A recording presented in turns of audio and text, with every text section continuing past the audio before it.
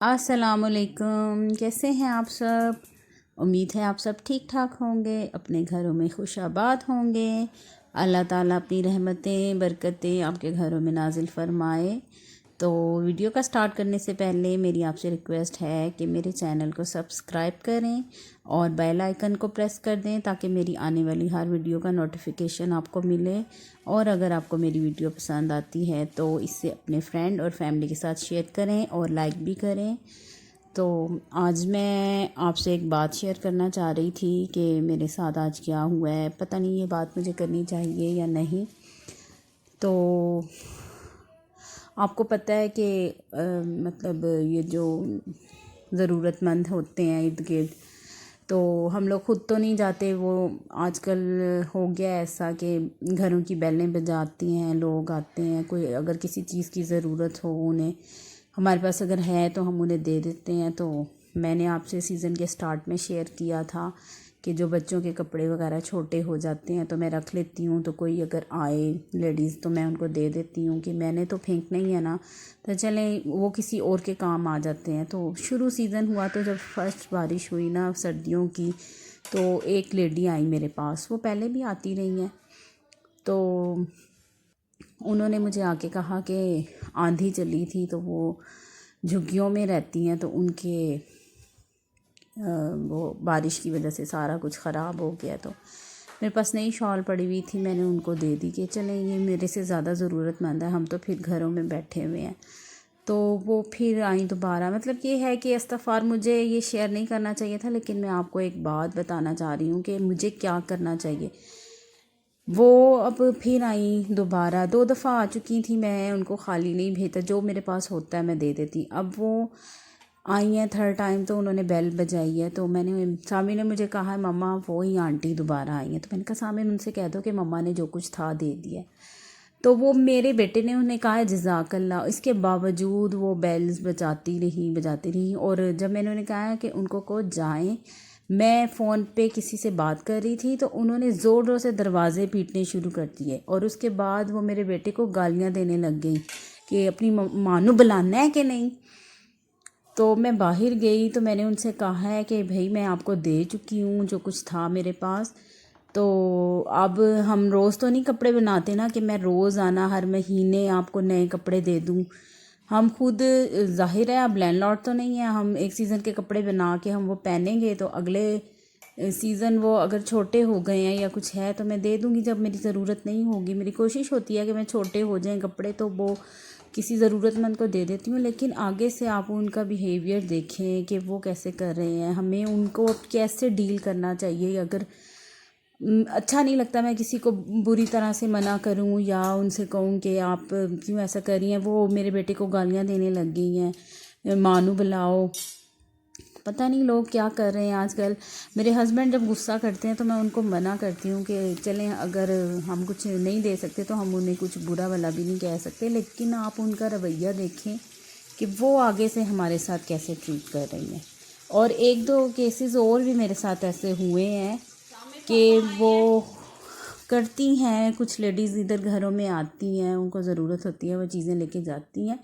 लेकिन जो चीज़ें उन्हें नहीं चाहिए होती वो फिर घरों के दरवाज़ों के आगे फेंक के चली जाती हैं। कपड़े या जूते अगर जो है, फ़र्ज़ करें अगर आप पहले ही ना लें, अगर आपको वो चीज़ नहीं चाहिए, वो आप बाद में जो बाहर फेंक के जा रही हैं तो वो ही किसी और ज़रूरतमंद के काम आ जाएगी। लेकिन इन लोगों ने जैसे बिज़नेस बना लिया है, या अगर पैसे नहीं किसी ने दिए तो चीज़ें बहाने से तो ले लेते हैं कि हाँ जी हमें ज़रूरत है, और बाद में वो बाहर फेंक के चले जाते हैं।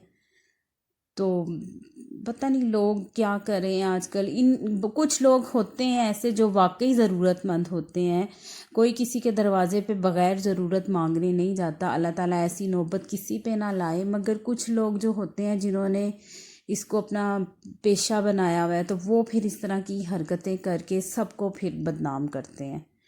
तो अल्लाह किसी के ऊपर भी ऐसा टाइम ना लेके आए, और सबके अल्लाह ताला सबकी इज़्ज़तें शर्में कायम रखे।